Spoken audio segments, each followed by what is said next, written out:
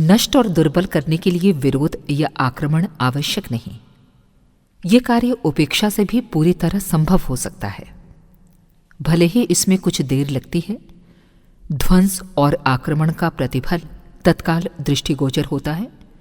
विरोध संघर्ष का प्रत्यक्ष और निंदा चुगली का परोक्ष आक्रमण समयानुसार अपना परिणाम प्रस्तुत करता है। पर इसमें एक अच्छाई भी है कि सामने वाला सजग हो जाता है और आत्मरक्षा से लेकर प्रतिशोध प्रत्याक्रमण तक अनेक उपाय सोचता है। इससे जागरूकता और सक्रियता के फलस्वरूप बहुत अंशों में आक्रमण से बचाव भी हो जाता है और आक्रमणकारी को निराश होना पड़ता है। आक्रमण और प्रत्याक्रमण का गतिचक्र दोनों ही पक्षों को निरुत्साहित करता है। फलतः हानि उतनी नहीं हो पाती जितनी संभव थी। आक्रमण प्रत्याक्रमण से जो अन्य समस्याएं उत्पन्न होती हैं, वे समझदारी अपनाने के लिए दबाव डालती हैं और क्रुद्ध उत्तेजित व्यक्ति अंततः निराश और शिथिल होकर दूसरा रास्ता अपनाने और इस कुचक्र से पीछा छुड़ाकर अन्य आवश्यक समस्याओं को सुलझाने में लग जाते हैं। सहयोग का प्रतिपक्षी है विद्वेष। एक सौम्य होने से साधारण लगता है और दूसरा उत्तेजक होने के कारण उभर कर ऊपर आ जाता है। इतने पर भी विवेक अपना काम करता है और लोग देर सवेर में समझ ही जाते हैं कि सृजन की उपलब्धियां ही काम आती हैं। ध्वंस से तो जी की जलन भर ठंडी होती है। ये ठंडक भी देर तक ठहरती नहीं।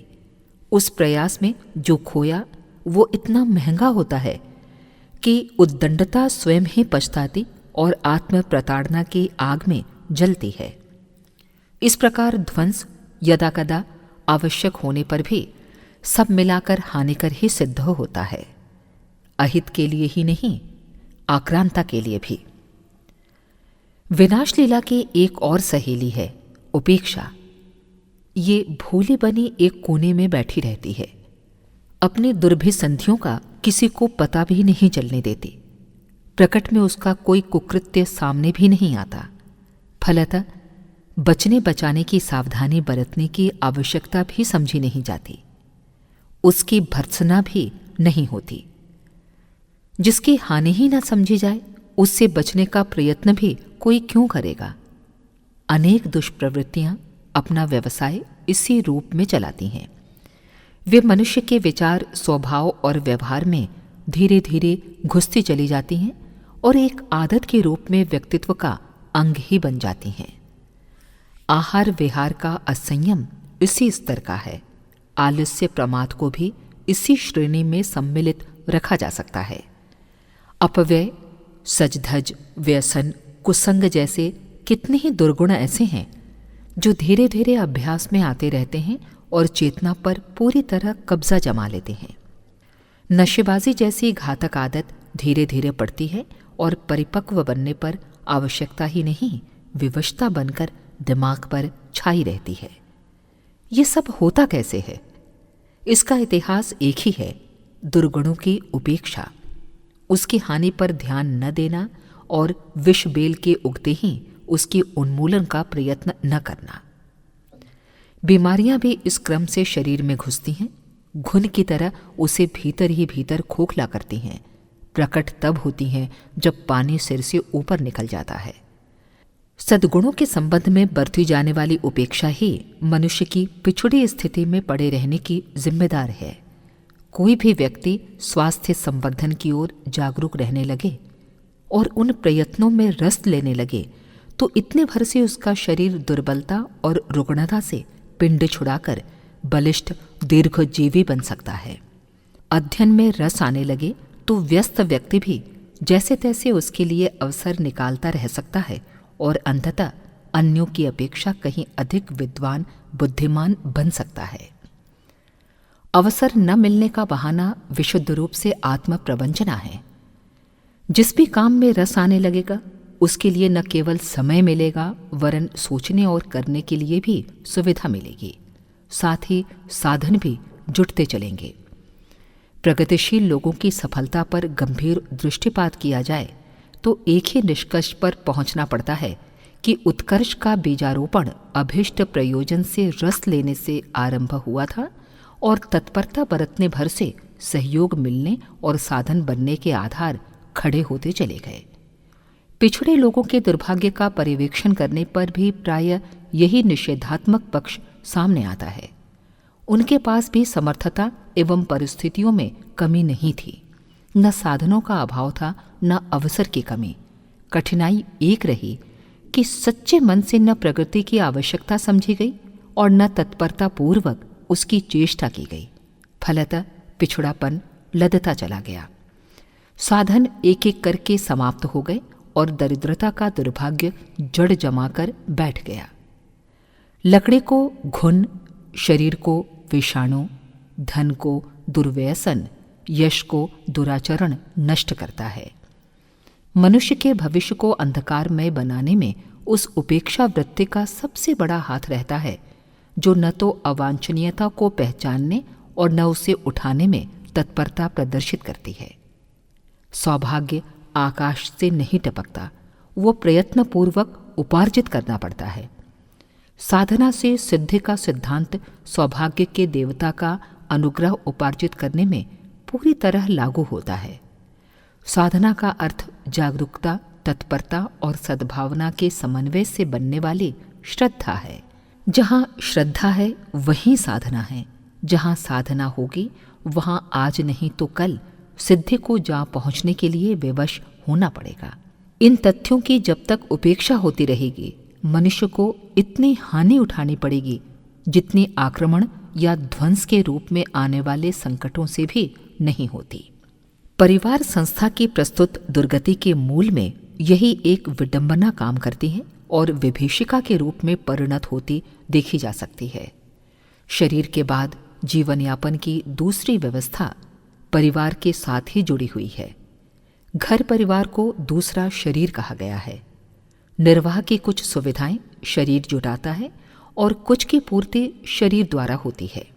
एकाकी जीवन यापन तो बहुत छोटे दर्जे के कृमि कीटक ही कर पाते हैं, अन्यथा हर विकसित प्राणी को सहयोगी जीवन पद्धति पारिवारिकता अपनानी पड़ती है।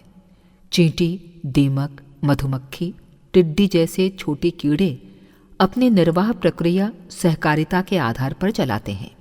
पशु पक्षियों में तो ये और भी अधिक विकसित होती जाती है। मनुष्य की वरिष्ठता का तो एकमात्र कारण यह सहकारी प्रवृत्ति ही है, जिसके कारण पारस्परिक आदान प्रदान संभव हुआ और उपलब्धियों की परंपरा से पीढ़ियां अधिकाधिक लाभान्वित होती चली गईं। बुद्धिमत्ता उपार्जन है, सहकारिता बीजारोपण। इस सहकारिता का जो प्रयोग मनुष्य को सबसे अधिक प्रभावित करता है, वो परिवार संस्था के अंतर्गत चलने वाला सहकारी जीवन ही है। शरीर के विभिन्न अवयव अपनी अपनी विशेषता और क्रियाशीलता से जीवन को समर्थ और समृद्ध बनाने में योगदान देते हैं। ठीक इसी प्रकार परिवार में चलने वाली विभिन्न प्रवृत्तियों के फलस्वरूप गृहपति का ही नहीं, उस परिवार में रहने वाले पूरे समुदाय का निर्वाह क्रम चलता और भविष्य निर्धारण भी होता है।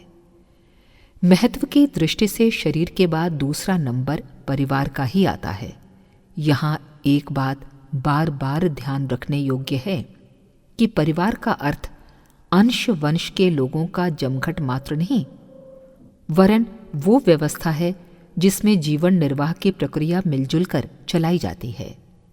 गुरुकुलों एवं आरण्यकों को भी परिवार प्रक्रिया का ही सुविकसित अंग माना गया है। यूं छावनियों और सरायों को भी एक दृष्टि से इसी व्यवस्था में सम्मिलित कर सकते हैं। शरीर यात्रा के लिए आवश्यक साधन जुटाने में लोग प्रयत्नशील रहते हैं।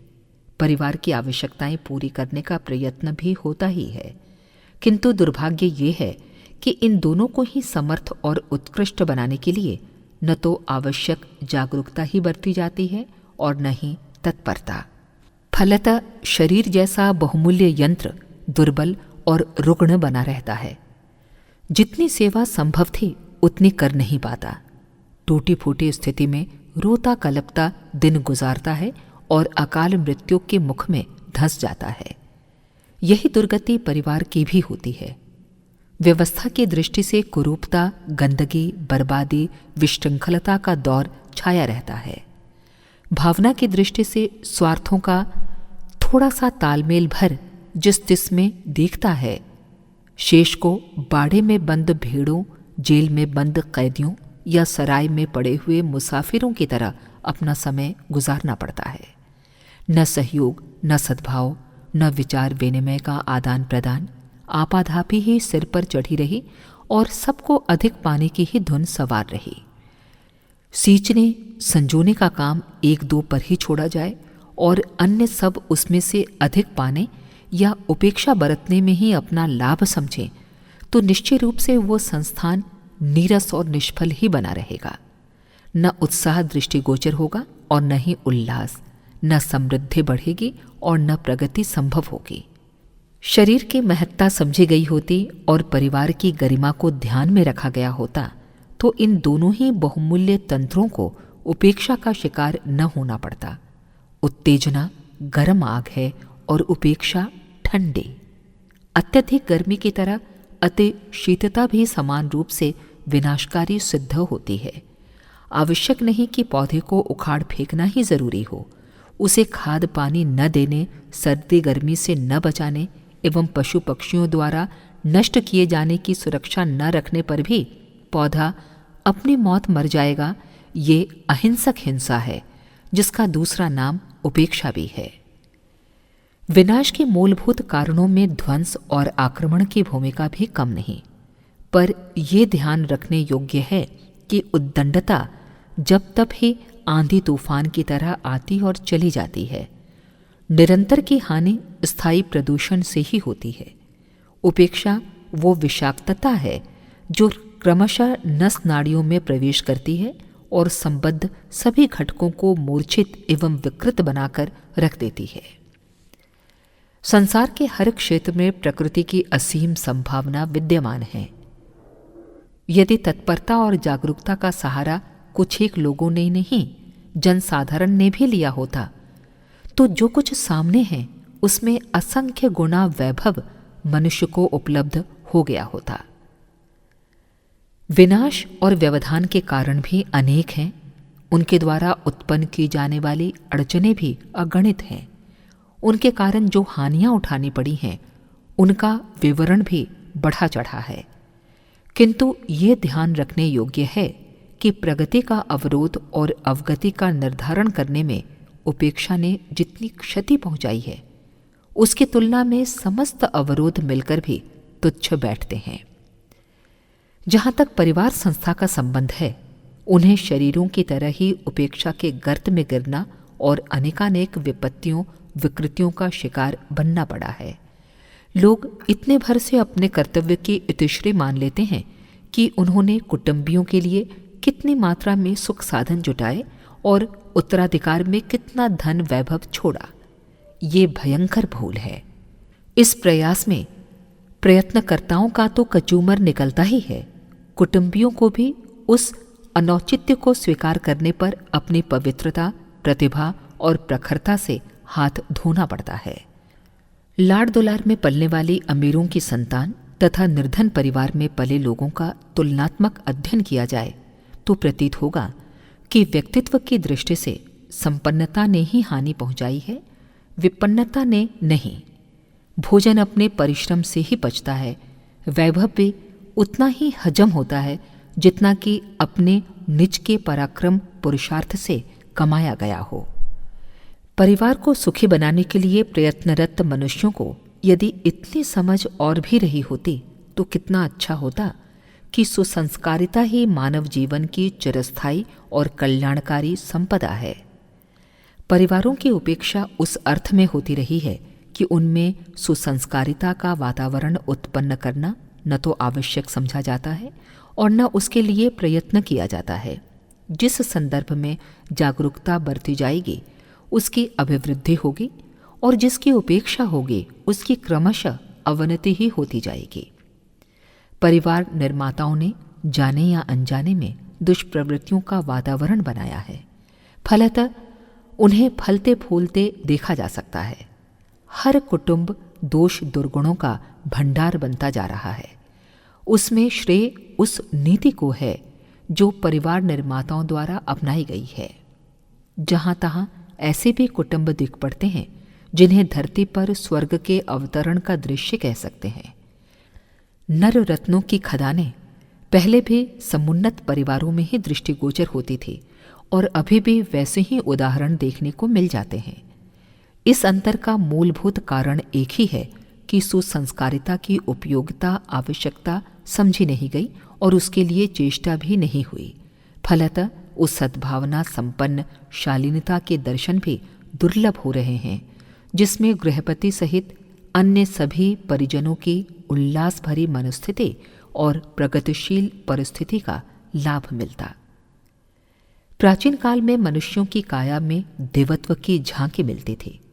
आज भी उसकी पुनरावृत्ति पूर्णतया संभव है। शर्त एक ही है कि संपन्नता की ही तरह शालीनता का भी महत्व समझा जाए और उसके अभिवर्धन का भी वैसा ही प्रयत्न रुचिपूर्वक किया जाए जैसा कि सुविधा साधन बढ़ाने के लिए किया जाता है।